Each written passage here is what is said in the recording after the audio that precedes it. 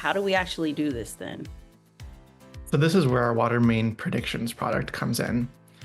We bring in all of those factors we talked about earlier to create a picture of the entire environment and history around each main in the water system over time. And then we combine this data with state-of-the-art AI and something called a survival model to predict when each water main will break.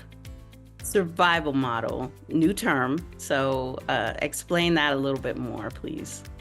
Yeah, so a survival model essentially predicts how long a piece of equipment will survive or continue to function without breaking.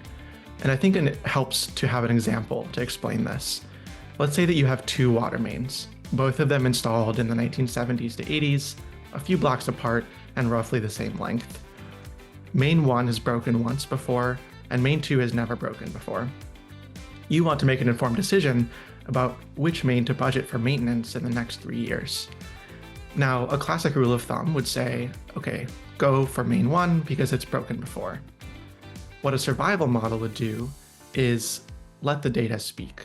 It will look at the whole system and find other comparable mains that are most similar to main 1 and main 2 across all the factors we mentioned above: soil, built environment, diameter, weather conditions, and ask how long did those mains survive before breaking? And if they broke once, how long before their second break? What were the weather conditions like when those comparable mains broke? And so what this example really shows us is that survival models, for one, are not black boxes. We can see exactly how they make their decisions.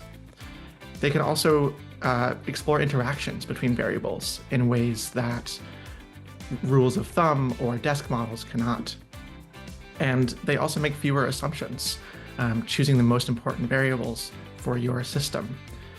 And all of this analysis really enables more proactive maintenance and better capital improvement planning going into the future.